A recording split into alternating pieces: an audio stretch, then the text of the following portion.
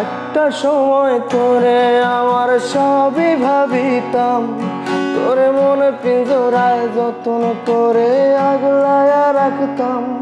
তোরে হাসি মুখের ছবি দেখা দুঃখ পুষাইতাম, তুই কানলে পরে কেমন করে হারায়া যাইতাম। ওরে মনের খাঁচায় যতন কইরা দিলাম তোরে ঠাই, এখন তোর মনেতে আমার জন্য কোনো জায়গা নাই। ওরে আদর কইরা পিঞ্জরাতে পুষলাম পাখি রে, তুই যা রে যা উইড়া যা রে অন্য খাঁচাতে। ও মাইয়া রে তুই অপরাধী রে, আমার যত্নে গড়া ভালোবাসা দে ফিরাইয়া দে। গানটা এর আগেও শুনেছি, অনেক শুনেছি, তখন ছোট ছিলাম, এখনো ছোট আছি, কিন্তু সেই ফিল এই ফিল এখনো একই রকম আছে আর কি। আপনার কাছে গিয়ে কেমন লাগছে সেটা বলেন। আমার কাছে গাইতে খুবই কষ্ট হচ্ছে এখন, কারণ হচ্ছে এসি ফ্যান সব বন্ধ। আচ্ছা ঠিক আছে, মাঝে মধ্যে একটু কষ্ট করতে হয়, কষ্ট করলে কেষ্ট মেলে। আপনাকে স্বাগত জানাচ্ছি আজকে অনুষ্ঠানে। আরমান আলিফ, ভালো আছেন তো? সবকিছু মিলে না? আলহামদুলিল্লাহ। ঠিক আছে, দর্শক দেখতে পাচ্ছেন আমার সঙ্গে আজ উপস্থিত আছেন এই সময় জনপ্রিয় একজন সঙ্গীত শিল্পী আরমান আলিফ। তার গান শুনে আপনারা চিনে গেছেন। তো আজকে তার সঙ্গে আড্ডা দেবো, কথা বলবো। অনেকেই বলছিলেন যে আরমান আলিফের একটা ইন্টারভিউ দেখতে চান। আশা করি আপনাদের সেই মনের বাসনা পূর্ণ হবে। প্রশ্ন করব, ভালো লাগবে। শুরুতে অপরাধী গান দিয়েই শুরু করি। অপরাধী গানকে আপনি একজন অপরাধী হয়ে গেছেন পুরো বাংলাদেশে। 42 কোটি মানুষ আপনার গান শুনেছে এখন পর্যন্ত, আমি দেখলাম। এই গান নিয়েই শুরুতে আপনার কাছ থেকে আমি আগে কিছু শুনতে চাই। প্রথমত গানটা আমার অফিসিয়ালি রিলিজ করার কথা ছিল না, বা ইচ্ছাও ছিল না। তো পরবর্তীতে যখন এটা আমি আমার চ্যানেল থেকে শখবশত আপলোড করার পরে আবার ছারপোকা ব্যান্ড সেটা কভার করে, এবং সেখান থেকে ইগল মিউজিকের দৃষ্টিতে আসার পরে তারা যোগাযোগ করার পরে প্রায় 2-3 দিন বলার পরে আমি যাই, এবং গানটা রেকর্ড হয়। এবং হওয়ার সময় আমি জানতাম আগে থেকে, কারণ গানটা যেহেতু ছারপোকা কভার করলো তখনই ভালো একটা রেসপন্স পাওয়া গিয়েছিল। রিলিজ হওয়ার পরে যেরকম আশা ছিল তার চেয়ে অনেক বেশি আল্লাহ তাআলা দিলেন। না সে তো বুঝলাম, ধরেন আপনার একটা আশা ছিল গানটা অনেক শুনবে, তাই বলে 42 কোটি? না, আসলে কল্পনা অতীত। বাংলাদেশের মানুষ 18 কোটি। জি, তার মানে হচ্ছে যে 42 কোটি হচ্ছে বাংলাদেশের বাইরে অসংখ্য মানুষ। বাংলাদেশ, কলকাতা, পাশাপাশি হচ্ছে প্রবাসী যারা আছেন, প্রবাসীদের থেকে আমি খুব ভালো একটা সাপোর্ট পেয়েছি সবসময়। আচ্ছা, আপনার ক্যারিয়ারে যদি আমি বলি, অপরাধী গানটাই হচ্ছে আসলে আপনার একদম টার্নিং পয়েন্ট, আমি যদি ভুল না করি।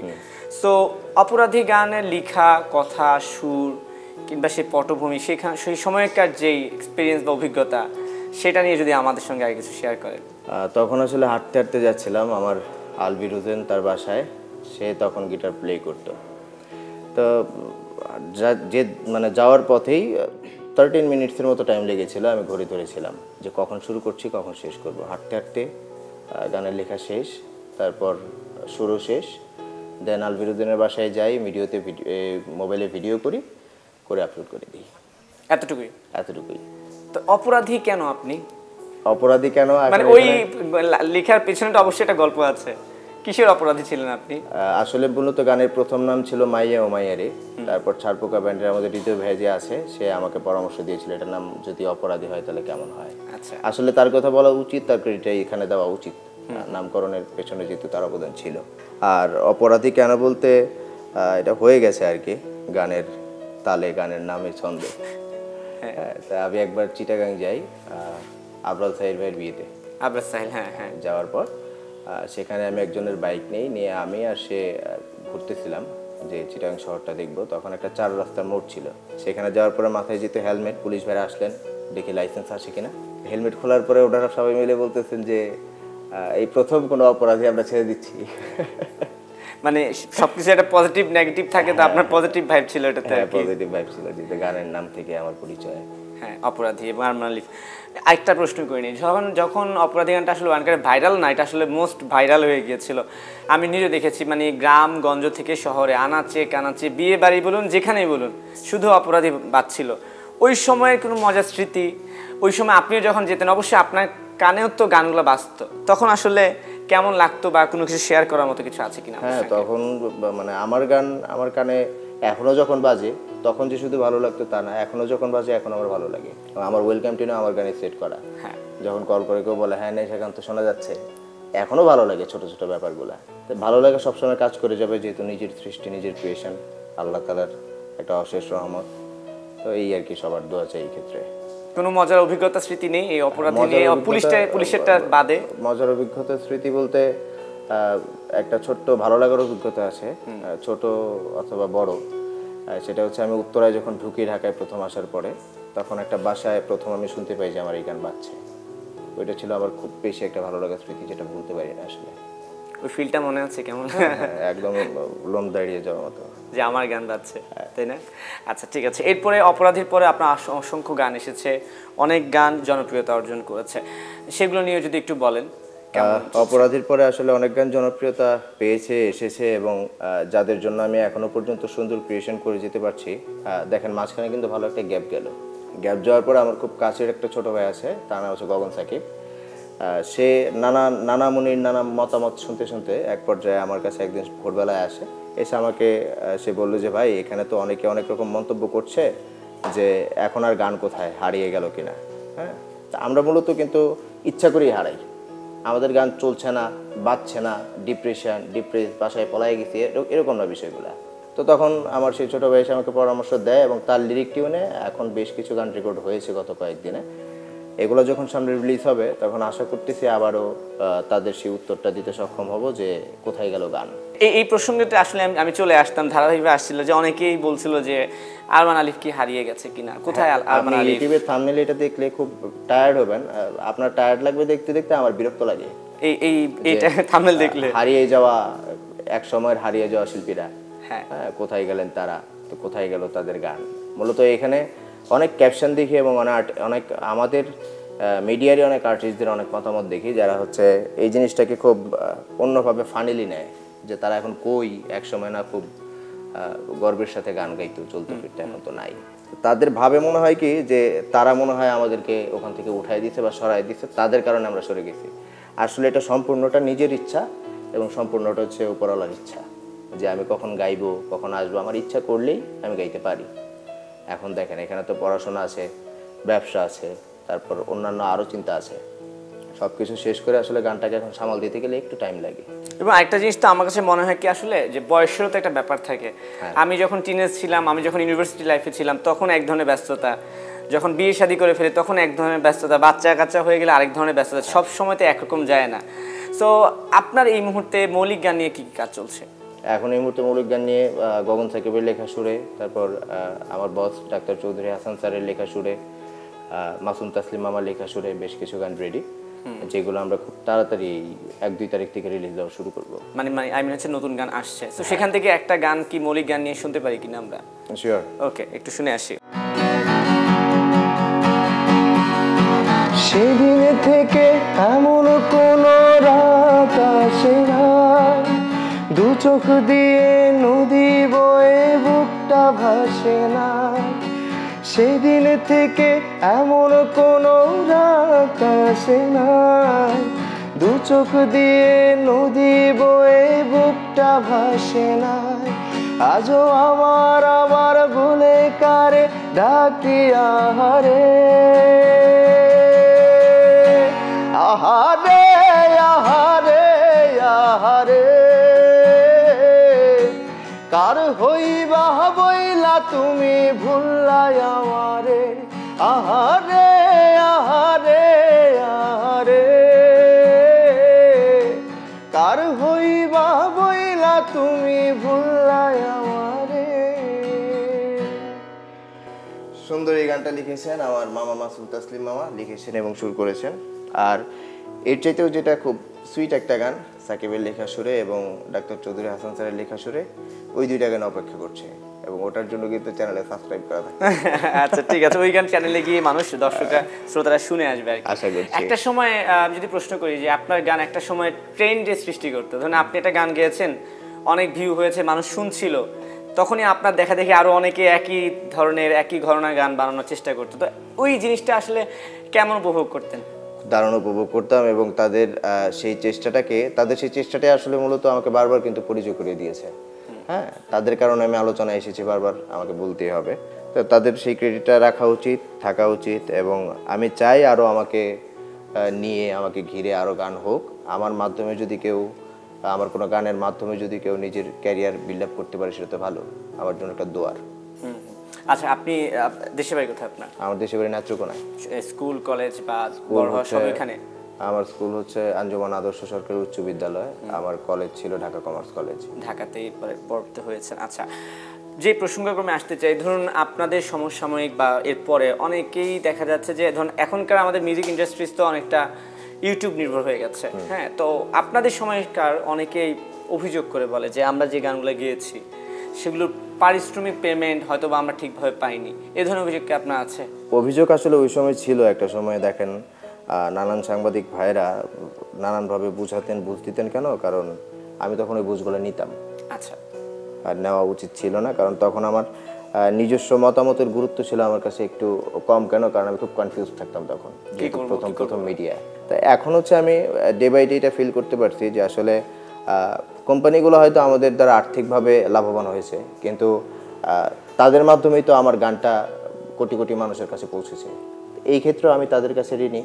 আর তারা যদি মনে করেন যে তাদেরকে আমি ব্যবসা সফল গান দিয়েছি এই জন্য তারা আমার কাছে ঋণী, তাহলে আমি সেটা বলবো মনে না করবেন না, আপনাদের কাছে আমরা অবশ্যই থ্যাঙ্কফুল এবং হচ্ছে আমাদের জন্য দোয়া করবেন। অপরাধী যে গানটা, এটা কত সালের ছিল? প্রায় এটা 2018 18 সাল। এরপর 18, 19, 20 করোনাকালীন সময়টাতে মানে একটা সময় এমনই ছিল যে আরমান আলিফের গান মানেই লাখ লাখ কোটি কোটি ভিউ। হয়তোবা কোনো না কোনো কারণে কাজ একটু গ্যাপ গিয়েছে বা হয়নি, এখন আবার হয়তোবা আবার নতুন করে শুরু করছেন। যখন একটু নিজের গান আগেরটা থেকে নিজের পরেরটা দেখে মনে হয় যে একটু কম ভালো হয়েছে কিংবা একটু ভিউ কম হয়েছে, নিজের কাছে একটু খারাপ মনে হয় নাকি বা কনফিডেন্স ইয়ে লাগে নাকি যে আমার গানটাকে আজকে ভালো হয়? আমি আসলে প্রথম থেকেই দেখেন অপরাধীর ব্যাপারে যখন বলছিলাম তখন কিন্তু আমি এটা বলে শুরু করি যে গান প্রথমে আমি অফিসিয়ালি রিলিজ করতে চাইনি। কেন? তার কারণ হচ্ছে আমি সবসময় গান করে আসছি যে আমি শুনবো, নিজের জন্য, আমার নিজে শুনবো। আমি আমার বন্ধুরা যখন একসাথে আড্ডা দিতাম তখন আমার বন্ধুরা শুনবে। তো এই একটা ব্যাপার ছিল যে এখনও আমার মধ্যে এই ব্যাপারটাই কাজ করে, আসলে আমার গান আমিই শুনবো, আমি শুনি। আর যদি কেউ নাও শোনে বা কি ব্যাপারটা ওইটার আসলে আমি ওইভাবে নেই না, তাহলে তো ডিপ্রেশনে চলে যাব। মানে ডিপ্রেশনে যাওয়া যাবে না, যাওয়ার দরকার নেই তো, জীবন একটাই। এখন তো আরো অনেক শিল্পী এসেছে, সে 18 সাল এখন 25 সাল শেষ হয়ে যাচ্ছে আর কি। তখনকার শিল্পী আর এখনকার শিল্পীদের মধ্যে যদি আমি আপনাকে পার্থক্য করতে বলি, আপনার দৃষ্টিতে পার্থক্যটা কোন জায়গায় মনে হয়? তখনকার শিল্পী এখনকার শিল্পীতে পার্থক্য করতে গেলে আমাকে হচ্ছে এই ক্ষেত্রে শিল্পীদের বিচারক হয়ে যেতে হবে। আমি সেটা হতে চাই না। আমি নিজেও যেহেতু একজন শিল্পী, আমিও চাই বড় বড় যারা আছেন তারা এই বিচারটা করুক, বিবেচনাটা করুক। না, এখানে আমরা কোনো বিচার কাজে যাচ্ছি না। ধরুন একটা সময় ছিল যে এই ধরনের যে গানগুলো একটু স্যাড মুডের গানগুলো খুব জনপ্রিয় ছিল। এখন আমরা আবার একটু দেখি যে 4 লাইন 5 লাইন বা একটু টিকটক বেস্ট কিছু গান আছে যে 4টা লাইন যদি আমার হিট হয়, গান হিট হয়ে যায়। অর্থাৎ গানের ধরনটা বা প্যাটার্নটা চেঞ্জ হয়ে যাচ্ছে। আবার একটা সময় সাবিনা ইয়াসমিনরা গান গেয়েছে, রুনা লালারা গান গেয়েছে, তখন কিন্তু আরেকটা প্যাটার্ন ছিল। এই দৃষ্টিকোণ থেকে আমি বলছিলাম যে ধরুন 18 সালে সেই সময়কার গানের বা এখনকার গানের প্ল্যাটফর্মগুলো বা শিল্পীদের মধ্যে আপনার কাছে ব্যাপারটা কেমন দেখেন? এখন এখানে ব্যাপার আছে কি যে কিছু গান টিকটক বেজ হয়ে গেছে বলতে, টিকটকে অনেকে প্রমোশনের যে ব্যাপারটা, আলাদা খরচা করার ব্যাপারটা সেটা আছে, ঠিক আছে, কিন্তু আমরা সবসময় এমন গান করে আছি যেটা আমরা টিকটকের পেছনে 10 টাকা খরচ করতে হবে ওরকমটা না। হয়তো এমন কোনো গান আসবে অথবা আসতে পারে তার অপেক্ষায় যে আমার গানটা টিকটককে প্রমোট করবে, রাইট? এই চেষ্টাটা এখনো চলমান, চলবে, দেখা যাক কি হয় সামনে, দেখা যাক কি হয়। ঠিক আছে, ওকে। প্রশ্ন যদি ধারাবাহিকতা আরও বলতে হয়, অনেক প্রশ্ন তো আছে। আপনি আরমান আলিফ গান গাইছেন, ভবিষ্যতেও গাইবেন। আপনার ব্যাপারে একটা কথা সবসময় বলা হয় যে আপনি একটা একই মুডের একই ধারার গান গান, এর বাইরের গান আপনাকে পাওয়া যায় না কেন? ধরুন স্যাড মুড, আমরা সবসময় আরমানকে দেখি যে আরমান একটু স্যাডই থাকে, স্যাড মুডেই থাকে। আমার আসলে মূলত কণ্ঠটাই আল্লাহ তাআলা ওইভাবে দিয়ে দিয়েছেন যে তুমি স্যাডটাই আসলে আমার সাথে যায় আর কি। হ্যাঁ, এবং আমি এটা করতে ব্যক্তিগতভাবে খুব পছন্দ করি।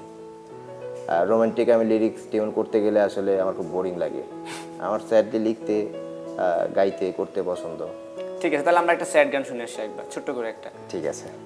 তুই সত্যি কই আরে তুই করছিলি কসম, আমার সাথে হবে বাসর থাকলে দেহে দম, তোর জন্যই ঘুইরা গেল এই জীবনের মোহ, আসক্ত করলো তোরে পর পুরুষের ঘোর। বেঈমান তুই বেঈমান, বুঝতে পারি নাই, বলে যা তুই কেন জীবন করলি ছাই। টাকা নামের কাগজের কাছে প্রেমিকা নিজের বিক্রি কইরাছে। আবার যদি এই দুনিয়ায় পাঠায় রে খোদায়, ঘুমাইতে চাই রে আমি টাকার বিছানায়। টাকা নামের কাগজের কাছে প্রেমিকা নিজের বিক্রি কইরাছে। আবার যদি এই দুনিয়ায় পাঠায় রে খোদায়, ঘুমাইতে চাই রে আমি টাকার বিছানায়। ঘুমাইতে চাই রে আমি টাকার বিছানায়। ঘুমাইতে চাই রে আমি টাকার বিছানায়। আরমান আলিফকে অনেক মানুষ চিনে, অনেক মানুষ জানে।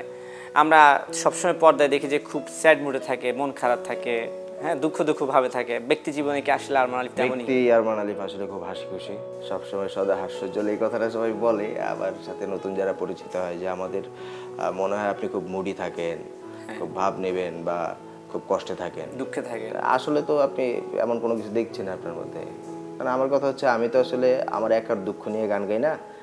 আমি চেষ্টা করি সবার গল্প শোনার, জানার, সবার কষ্টটাকে একসাথে করে গাওয়ার। কিন্তু আরমান আলিফ ভাই, আমার একটা প্রশ্ন আছে। অন্যের দুঃখের গল্প শুনে হ্যাঁ, যতটা আসলে মানে হওয়া যায় আর কি, উৎসাহিত হওয়া যায়, নিজে দুঃখ তো পেলে আরো বেশি হওয়া যায়। এখন কোনটা বেশি প্রভাব ফেলেছিল, অন্যের দুঃখ নাকি নিজের দুঃখ? অন্যের দুঃখ নিজের দুঃখ আমার কাছে সমান সমান কাজ করে দেখে হয়তো বা আমি লিখতে পারছি। আচ্ছা, নয়তো এটা অন্য কারোর কাছে যদি কাজ করতো অন্য কেউ লিখতো। না তার মানে কি আপনি একটু দুঃখ পেয়েছিলেন লাইফে? আমি একটু দুঃখ পাইছি বলতে কম পাইছি, এত বেশি পাই নাই। কারণ ব্রেকআপ গুলো সবসময় আমি করতাম। আচ্ছা, মানে একটু আপনারও যতটা দুঃখ আমরা মানে যতটা ভালো দেখি অতটা একটু দুঃখ আছে মনে? একটু দুঃখ তো আছে, সবারই থাকে। আচ্ছা, ব্রেকআপ অনেক করেছেন লাইফে? মোটামুটি কম। মোটামুটি কম? 2-3টা। আচ্ছা ঠিক আছে, আমি ওদিকে যাচ্ছি না, ঠিক আছে, এখন আর ওদিকে যাবো না। কিন্তু ধরুন আরমান আলিফকে আমরা বাইরে যতটা দেখি, পর্দায় যেভাবে দেখেছি, ব্যক্তি আরমান আলিফে এমন কোনো দিক কি আছে কিনা যেটা আসলে আমরা কখনো দেখিনি, ভক্তরা বা আপনার দর্শক বা শ্রোতা যারা আছে তারাও কখনো দেখেনি, বা অজানা এমন কিছু কি আছে? আমি মঞ্চনাটক করতাম ছোটবেলায়। তাই? মঞ্চনাটকে আমি পুরস্কারও পেয়েছিলাম 2বার আমাদের নেত্রকোনা জেলা একাডেমি থেকে। এই আর কি। তো আমার অভিনয় তো এখনো কারো দেখা হয় নাই। তাহলে তার মানে এমন তো হতে পারে যে আপনাকে আমরা গানের সময় যে স্যাড মুডে দেখি সেটাই আসলে একটা অভিনয়। হ্যাঁ হ্যাঁ, শ্রোতাদের মন পটানোর জন্য। মোট পটানোর জন্য না, এটা আসলে আমি তখন আমার ওই মেমোরিজগুলোকে আবার বারবার ব্যাক আনি। হ্যাঁ, নয়তো ইচ্ছা করে কারোর সাথে একটু মন খারাপ করব, তাইলে এই ব্যাপারটা সহজেই চলে আসে। কিন্তু আপনি গানের সঙ্গে যুক্ত হলেন কিভাবে, কবে থেকে গান গাইছেন? গানের সঙ্গে যুক্ত হওয়াটা সম্পূর্ণভাবে হচ্ছে আমার মায়ের থেকে পাওয়া। আমার বোন গান করতো, সে গান করাকালীন সময় তার গানের প্রতি যে আগ্রহ, সেখান থেকে মূলত মা বুঝতে পারলেন যে আমারও আগ্রহ আছে। আমার মা তারপর আমাদের ক্রিয়েশন কিন্ডারগার্টেন স্কুলের, ছোটোবেলায় যে কিন্ডারগার্টেন স্কুল আমার, তার টিচার ছিলেন বিদ্যুৎ দেব বর্মন, তার আগ্রহ, আমার সোহেল ভাই তার আগ্রহ, তো সবার আগ্রহে আসলে আমি গানে ঢুকতে আর কি এক প্রকার বাধ্যই হইলাম প্রথম। আর পরে আস্তে আস্তে গানের সাথে আমি ইউজড হয়ে যাই, জড়ায় যাই বা ভালোবেসে ফেলি। মানে হচ্ছে একদম ছোট থেকে গান গাইছেন, তাই তো? তো আমরা তো আপনাকে সবসময় একটু স্যাড মুডে দেখি, বা এই আপনার নিজস্ব কিছু একটা ঘরনা আছে সেই গানে দেখি।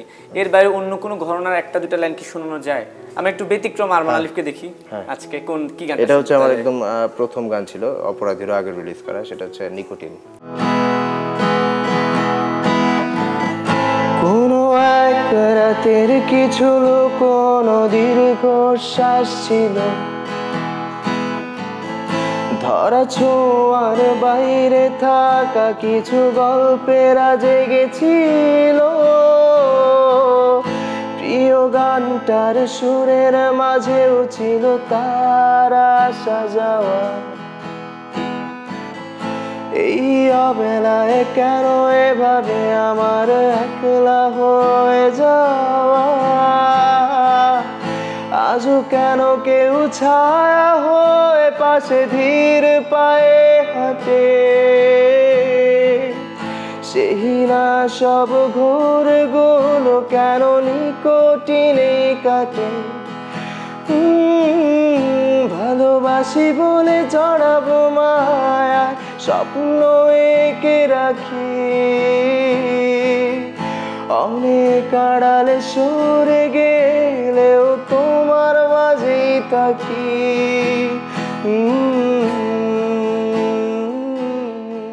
শিল্পী আগেও ছিল, আছে অনেক। আপনাকে যদি বলি যে আপনার নিজের গানের বাইরে কাদের গান শোনা হচ্ছে এখন বেশি বেশি? এখন বিদেশি কিছু ব্যান্ডের গান শুনতেছি। বিদেশি ব্যান্ডের? কারণ হচ্ছে বড়দের থেকে এটা ইন্সপায়ার্ড হয়েছি, কারণ তারাও সেটা পছন্দ করেন। দেশের গান শুনি হচ্ছে আমার ছোট ভাই গগন সাকিব, ইমরান মাহমুদুল ভাই, আমি নোবেলের গানও শুনি, আমি এই জুনাইদ ইমান ভাইয়ের গান শুনি এবং সবচেয়ে বেশি জেমস ভাইয়ের গান শুনি, এই আর কি। মানে সবার গানই মোটামুটি শুনতে হয়। একজন আমার ফেসবুকে আপনার জন্য একটা প্রশ্ন পাঠিয়েছে, বলছে যে আরমান আলিফকে প্রশ্ন করবেন যে আরমান আলিফের কাছে কি মনে হয় যে ভবিষ্যতে অপরাধীর চেয়েও জনপ্রিয় একটা গান তার হাত ধরে আসবে, সম্ভব নাকি সেটা? আমি সবসময় আসলে আমাকে ভাঙার চেষ্টা করি, এখনো করে যাই। ইনশাল্লাহ আমি চেষ্টা চলমান থাকবে। আমি অবশ্যই চাইবো যে আমার রেকর্ডটা আমি ভাঙি, আমার জনপ্রিয়তাটা আরেকটু ছড়িয়ে পড়ুক, হ্যাঁ, সবাই আরও একবার ভালোবাসুক বা বারবার ভালোবাসুক। আচ্ছা, আর ওভারঅল যদি আপনার ফুল লাইফ ক্যারিয়ারে স্মরণীয় কোনো ঘটনা থাকে আপনার কোনো ভক্তদের থেকে, সেটা মেসেজ হতে পারে দেখা হওয়ার পরে বা অপরাধী গান নিয়ে, শেয়ার করার মতো কিছু আছে কিনা? প্রত্যেকের থেকে আমি আসলে যে ভালোবাসাটা পাই সেটার কোনো 19-20 নাম্বার দেই না। আচ্ছা, প্রত্যেকের ভালোবাসাটা, প্রত্যেকের মুগ্ধতাটা সবটাই আমার কাছে 100-100। এই জন্য সবার স্মৃতিগুলো একসাথে করে যদি বলতে যে আসলে অনেক লম্বা একটা সময় দরকার।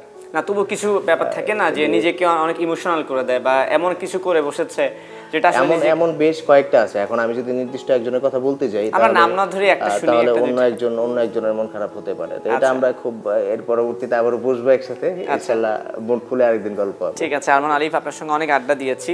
যাওয়ার আগে আরেকটা গানও শুনবো, কিন্তু এখন বলতে চাই যারা আপনাকে ভালোবাসে বা অনেকে বলে আরমান আলিফকে খুঁজে পাচ্ছি না, সবার উদ্দেশ্যে যদি আপনার কিছু বলার থেকে চাইলে বলতে পারেন। আপনারা যারা অপেক্ষায় থাকেন আপনারা মোটেও আশাহত হবেন না। আমি চেষ্টা করে চলেছি আপনাদের পছন্দ মতো কিছু গান দেওয়ার। আসলে সময়টা বদলেছে, সবার এজ বদলেছে, তো ওই অনুযায়ী আসলে সবার চিন্তাটা এক্সপেরিমেন্ট করতে গেলে না আমার একার পক্ষে একটু বেশি সময় লাগাটা উচিত। তো সেটাই সময়টা নিয়েছি, কিছু গান রেডিও করেছি। 1-2 তারিখ থেকে আশা করি রিলিজ হওয়া শুরু হবে এবং এটাও আশা করছি আপনাদের সবার ভালো লাগবে। সবাই ভালো থাকবেন, সবাই দোয়া করবেন যেন ভালো কিছু হয়। ঠিক আছে, আপনাকে অসংখ্য ধন্যবাদ। দর্শক, আড্ডা দিচ্ছিলাম, গান শুনছিলাম, কথাও বলছিলাম আরমান আলিফের সঙ্গে। তার পছন্দের একটা গান শুনতে শুনতে আজকে এখান থেকে বিদায় নিচ্ছি। যে যেখানে থাকবেন ভালো থাকবেন। শুরু করে। তোমার নেশায় পয়রা আমি হইলাম দেওয়ানা, তোমার জন্য হারায় গেল আমার ঠিকানা। তোমার মতোই থাকলা তুমি, খবর নিলা না, তোমার কাজল রঙে রাঙাও তুমি কারাঙিনা। তোমার নেশায় পয়রায় আমি হইলাম দেওয়ানা, তোমার জন্য হারায় গেল আমার ঠিকানা। তোমার মতোই থাকলা তুমি, খবর নিলা না, তোমার কাজল রঙে রাঙাও তুমি কারাঙিনা। আমার ভেতর জুড়েই শুধু নেশার বসবাস, নেশা হাসায় নেশায় কাদায় নাই আমি আমার।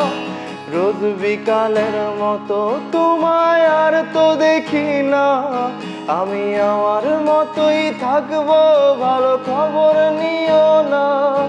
আজ আমার ভেতর জুড়েই শুধু নেশার বসবাস, নেশা হাসায় নেশায় কাদায় নাই আমি আমার। রোজ বিকালের মতো তোমায় আর তো দেখি না, আমি আমার মতোই থাকবো, ভালো খবর নিও না।